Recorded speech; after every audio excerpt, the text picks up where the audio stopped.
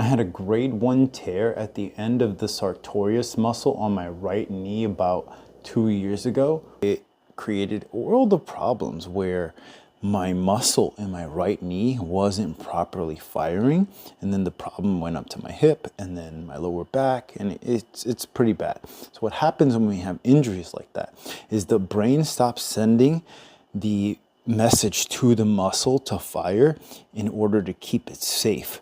So we need to do rehabilitation exercises in order to retrain the body's awareness to fire that muscle so that we don't further injure ourselves, right? And that's why physical therapists are really critical in healing your body.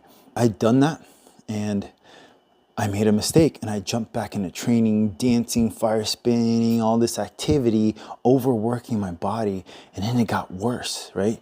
But I got back in the pool. I started walking forwards, walking backwards, doing my physical therapy, exercising, resting, going in the sauna, massaging, and all of that slowly made my body better to the point where I went to the gym today and I did 30 minutes of completely unload training, roundhouse kicking, side kicking, jump back kick, question mark kicking, question mark side kick, punching, unloading, probably the most I've done in about a year and a half. And it was absolutely amazing.